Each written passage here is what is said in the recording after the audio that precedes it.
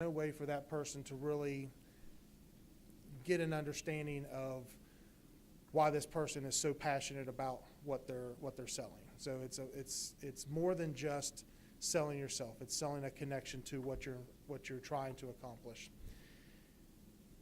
The big three things that I try to take away from any sales experience, whether I'm selling a product, if I'm trying to talk to someone about a career opportunity, is there are three major points that I try to make, and I try to keep it simple. It's the what we do, how we do it, and why.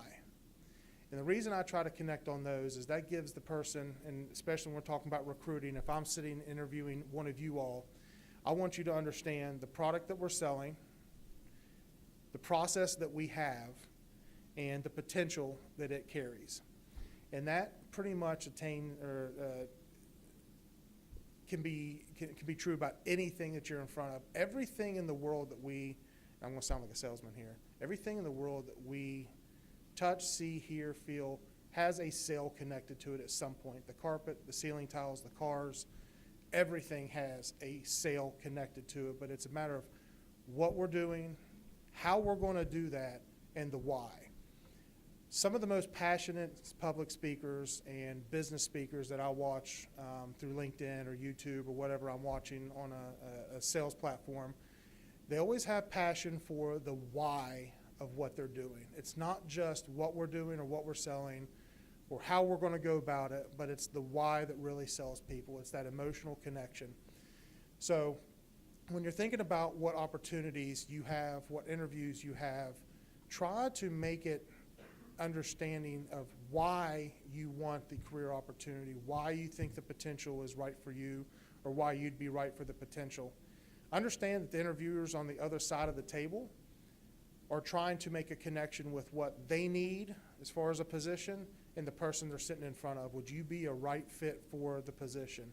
As you heard mentioned, we interview over 50 people a week to just try to get two spots filled.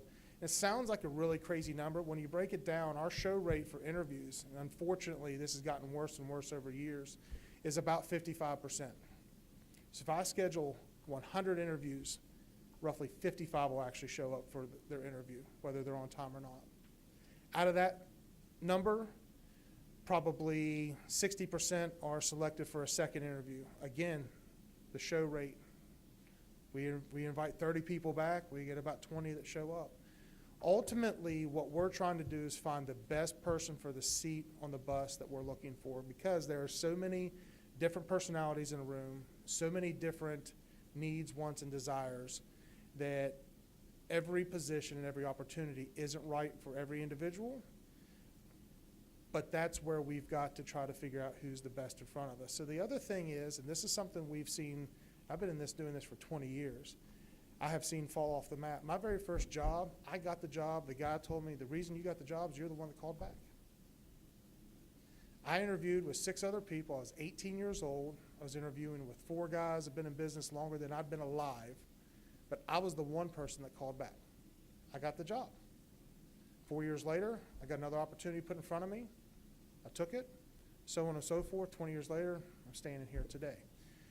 But we don't see too many people taking the opportunity to follow up on the opportunity or ask questions, what's the next step? A lot of times we get interviewees in, they interview, they leave, they expect us to call them and offer them the job. If I thought you were fit that quick, I'd offer you the job on the spot. You wouldn't be waiting for a call. So the first thing I can tell you is when you leave an interview, have an exit plan to follow up on. If it's a job you want, a career you want, or you think this can be something that is a long-term lifestyle for you, show initiative, follow up on it. I guarantee you, if you get a recruiter that is frustrated with you following up with them, it may not be the right fit for me. I'm just, I'm trying to be a little bit honest and a little bit transparent here. There is a need and a desire for good, hardworking individuals in the field force today, no matter what career you go to. But you have to show a desire to want the opportunity that's in front of you. I talk a lot. I do this all the time. I'm pretty quick. I'll open it up for questions this time, and then we'll kind of continue the conversation if anybody'd like to start off.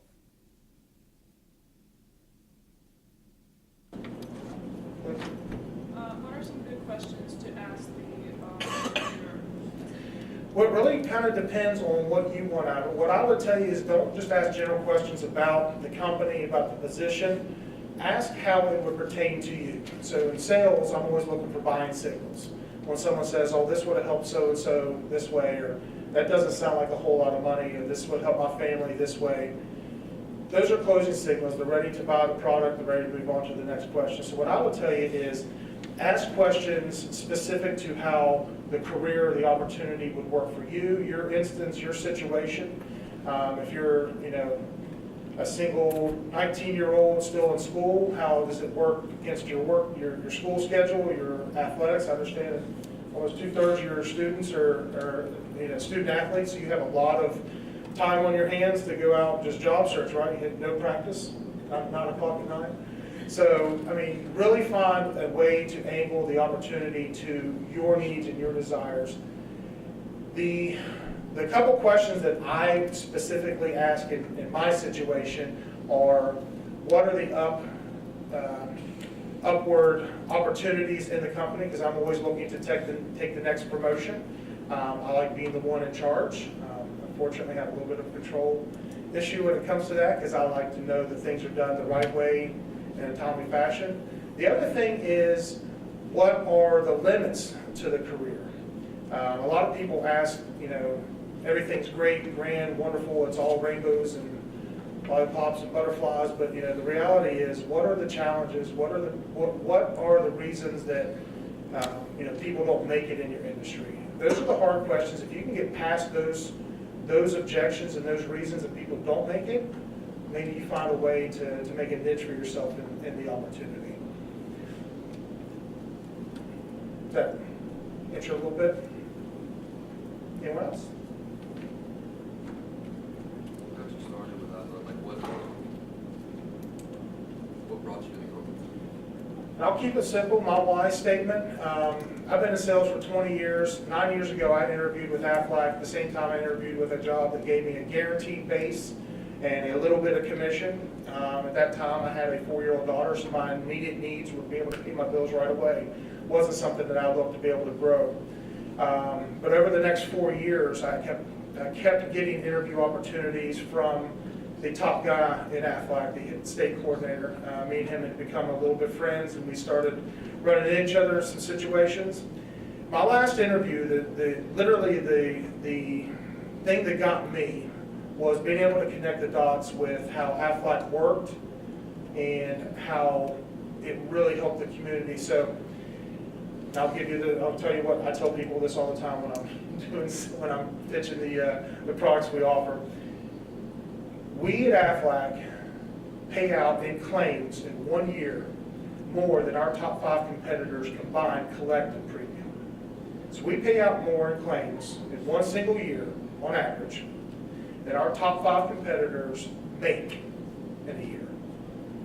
That sold me right there. I knew the product, I knew the opportunity, I knew the lifestyle. I've been on some trips with some of the Aflac people because they were trying to recruit me. But what really sold me was when I go out and I make a promise, I know the company that I'm standing with is going to be able to fulfill that promise as long as I don't oversell the situation. The why is different for everybody, and I won't turn it into a sob scene here, but we have people that are with Aflac because they had family members that battled cancer, and Aflac was there to help support the family through that situation. They saw their agent on a very frequent basis. They became friends, and they got recruited in. It becomes a calling with us. That's not every industry, but really what makes a career different from a job is the desire to go out and build something more than just your 9-to-5 job duties. To me, it was what the company did. So I have 2 questions. The first one, as an interviewer, how do you tell if somebody's prepared? How do you tell? Besides from how they look. Well, it's not just, again, it's not how they look, it's really how they present themselves. So, the guy that's in charge of our state, I don't know, have you ever met Brian?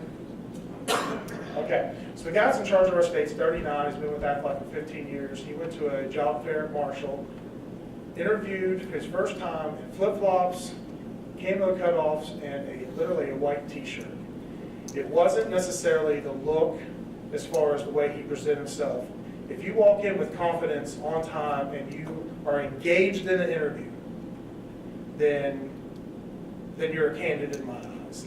The ones, and I'm not trying to be disparaging, but the ones that walk in and don't pay attention to their surroundings, they sit in the interview room waiting for the interviewee to come out on their phone constantly.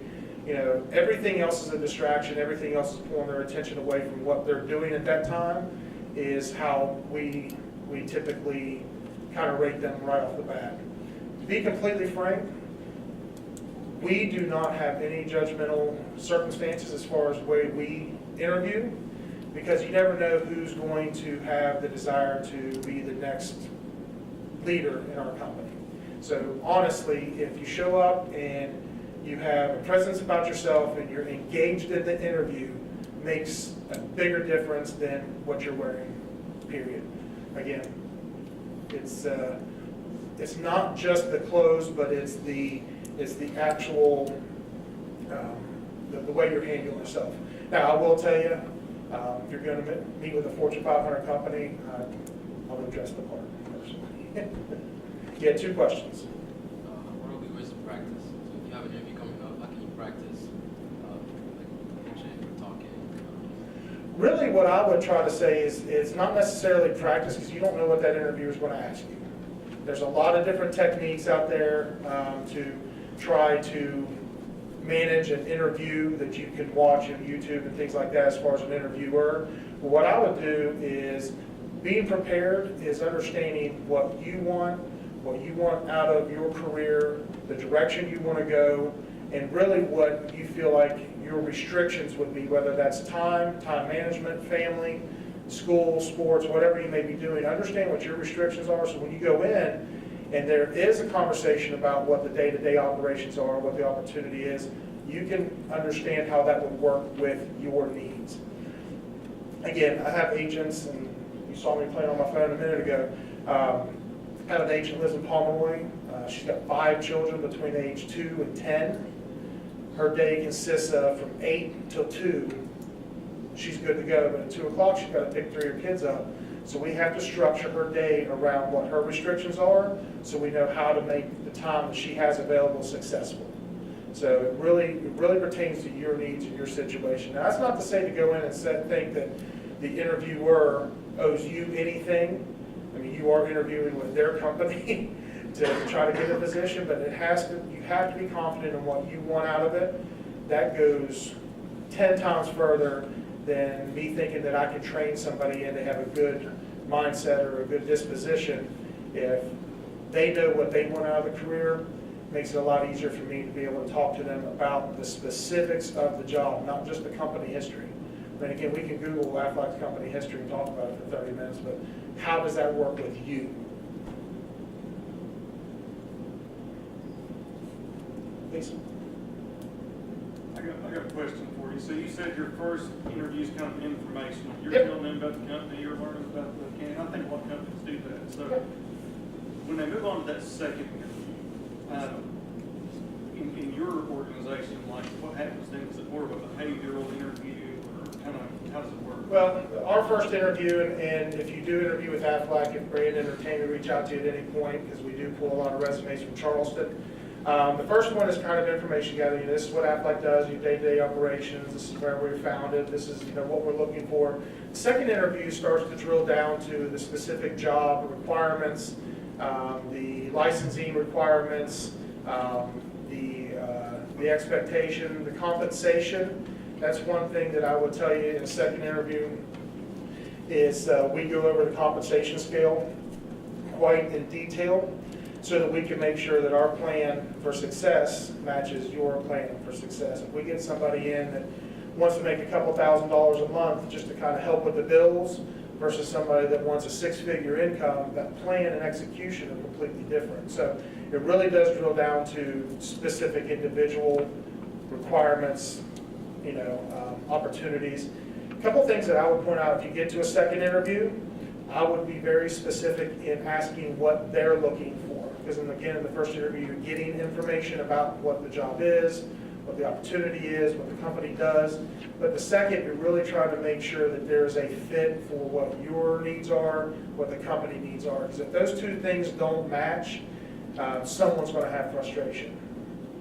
If your expectation is that you can work Monday through Friday, 9 to 2, and the company's expectation is completely different, or vice versa, someone's going to have frustration there. So that's what I would tell you is be specific to your particular path in that company. Put yourself in that company as if you were hired, and what does my career path look like?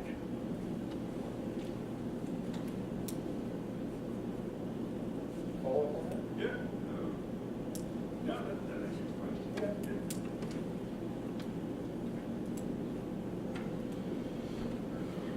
Again, if anybody has any questions, I know Brandon is available. I know we've got a good connection here. We've been doing business with you guys, or with you specifically, for 4 years now. Yeah, I came into UC about 2 years ago, but Well, we had a prior relationship. you all were Yes. here before then. But does anybody else have any other questions? I mean, yes, Eric. Whenever you have an interview and then you're making a callback, for somebody to say in their callback. Well, really what we do on a callback is just gauge interest if you'd be interested in the second interview. So if you are selected to move through to the second interview process, the engagement on the phone is very limited. It's, are you available this time and this day? What I would entice everybody to do is not necessarily wait for that callback. That's one thing, and I said this in my 15 minutes earlier. It is something for us to call you, but I can tell you right now that even if someone wasn't selected for a second, if they call me and say, hey, I want a second interview, I'll still bring you in. It may not be that we think you're the best fit, or there may be restrictions that would make our career path truly challenging, but if you want the opportunity to interview for a second, I'll bring you in. It's a matter of desire and just drive and want something bigger and better. It really does make a difference between someone that's accepting a career and going after a career. Does that make sense? So we've had a lot of questions about the follow-ups. I think it's important to Yeah. people forget. A lot of people are so laser focused on what they're going to say in an interview and they don't think about that afterwards. But what do you look? Does it even matter to you? It's a phone call, email, somebody drop a handwritten note. It doesn't matter to me. The truly challenging part of my career is good luck trying to get me on the phone the first ring. I drive between all 50-some counties in West Virginia. I cover up to 8 counties in Virginia. I cover up to 9 counties in Kentucky, Ohio. We dip into Tennessee. So I could be anywhere within about a 3-hour, 4-hour radius. Email, and I personally use LinkedIn quite a bit. The last 4 people that I've hired personally have been through LinkedIn. If you're not utilizing that tool, there's a free option, there's a premium option you can pay for, there are job searches on there. That is one of the easiest ways for me to connect on a business level, because when I send a message through LinkedIn, it's still looked at kind of as a text message, so it doesn't have to be as grammatically correct. You don't have to have, everything kind of blocked out. I'm much better at math, by the way, than grammar. So people look at it as kind of an informal, but it's on a business sense. If I get a message popped up on my LinkedIn app, I'm not expecting someone to tell me about their kid that was sick last Thursday. It's something business related, whether it's a potential policyholder or a current policyholder, a business that is looking for the opportunity to offer Aflac, or a new career agent. Not to kind of pat us on the back, but Aflac is one of those companies that we're not filling positions because the position is open. We grow exponentially by new agent growth. So our company's a little bit different than, you know, I'm not going to throw any particular names on the bus, but a lot of companies have a certain amount of positions because they have so much payroll to pay out, so many hours to fill, so many job duties to fulfill. So really when you're looking at sales or marketing or anything like that, those kind of companies have a lot of growth opportunity because it is based on company growth. It's not just based on an hour slotted, a dollar amount for that hour, and how many people you can fill in that position. So we really do have a lot of opportunity and growth, even if there are positions that we already have 2 or 3 agents in your market. We can grow exponentially. We can grow even if we have people right in their back door already working. So that's one thing that's made it a lot easier for us. We don't have 3 positions to fill by next Thursday or the shelves don't get stocked. We continuously grow. And it's all through networking. By the way, we mentioned the 50 interviews to 2 new hires. When we personally bring somebody in, that ratio is cut down by 1/3. When we have personal nominations or personal referrals, that if someone connects with me and I bring them into the business through me, we have better retention, we have better turnout, we have better career numbers, and we don't have to interview as many. So one thing I can tell you is, and I mentioned this, try to find a way to connect to the company. If you have a LinkedIn connection, utilize that connection, reach out to that person.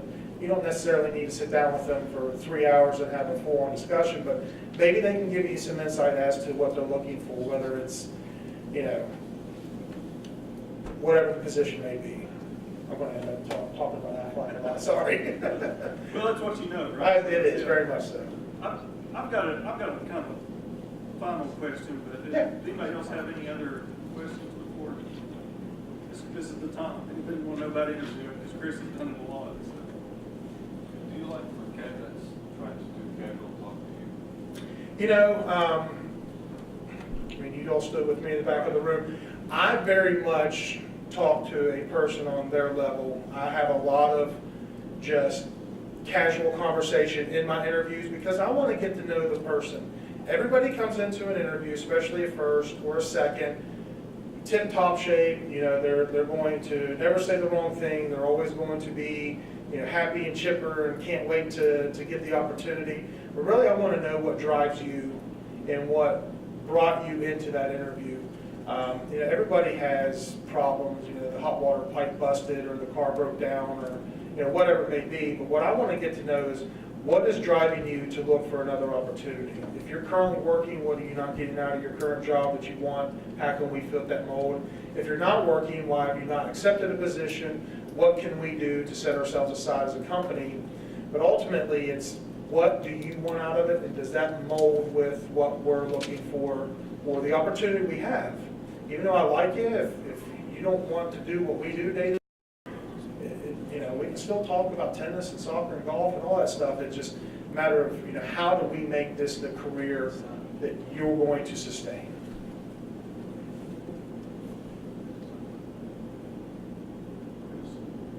You got all your questions out? You're not going to ask me a bad question. Don't worry about the rest of the room. If you have a question, and I'll stick around for a few minutes. If you don't want to ask publicly, feel free to reach out to me. I'll be around for a few minutes. So we'll make this the final question. And so we talked a lot today about how to conduct yourself in an interview and some of the questions you should ask the interviewer. So have you ever been in a situation where somebody said something and it just immediately turned you off, like they said the wrong thing? Well, I mean, of course, there's definitely personality clashes, but one of the things I can tell you, especially with me and the way that Brandon runs his region, the way I run my district, ultimately the way that the state is run is the reason we're like this. We don't have to get along to be in business together. We don't have to be best friends to make money together. Business is business. Everybody wants to tie an emotional thing to business. The people that I'm in business with, I do personally like, we do get along, but that's not 100% of the time. You know, it's not a matter of do I like the person in front of me, but can they be successful? Are they coachable? Can they get out of what they want so they maintain happiness? And are they going to fulfill our needs as far as a company, the position we need filled? So, yes, of course. I mean, if it's too bad, then that can kill an interview. But I mean, just because someone doesn't understand or agree with your politics, your personality, or whatever it may be, doesn't mean that you can't be successful in the position. And quite honestly, as an interviewer, a hire, a trainer, I'm really short-sighted myself if I look at the personality only and do an interview. That is, I can tell you right now that coordinator in our company wouldn't last very long. Well, any final thoughts from anybody? Any questions that's popped up in the last 10 seconds? Well, first of all, let's give Chris a big hand. A lot of good things there, so just give me 2 minutes here before you take off. But he said a lot of things that I think y'all, I saw you taking notes, and that's really, really good. Because many of the things are applicable, whether you're looking at this sales job or any job for that matter. I mean, there's just basic rules of conduct that you need to pay attention to. You certainly want to make the person think that you want the job. So I think that hopefully that came across to you today. So I'll give you a pop quiz. What was the one thing Chris kept coming back to again and again as far as social media? LinkedIn, there we go. So LinkedIn's really important. Guys, I have not met a recruiter in the past 5 years who doesn't put a high value on LinkedIn. So you know what we're doing on Thursday at the same time? Yeah, I see some heads falling. We're doing a session on LinkedIn and social networking, but especially on LinkedIn. So One note real quick. yeah. The first thing I do when a group of interviews leaves is I have a little note sheet on each interview. I look and see if they have a LinkedIn profile, and I try to link in with them. The very first thing I do when someone leaves the office after running it. It is important. That's just how the times are changing. So if you don't have one, most of you did, I think, raise your hand. If you don't have one yet, that's something that you want to do. So quick housekeeping. Tonight at 5:30 p.m., we're doing a really good session on, we're calling it Careers in Unexpected Places. We have a girl who's made a great career out of working in the restaurant industry. She's going to share her experience and tell you about kind of how she's worked her way up in her franchise. And she's now a training director. So there are career opportunities in places, like a McDonald's or retail if you know where to look for. So I really encourage you to come out to that. Again, remember to fill out your card and drop it in the box on your way out, and we'll do a little drawing, and I'll email you whoever the winner is. But thanks for your attention and for coming today, guys. Thank you.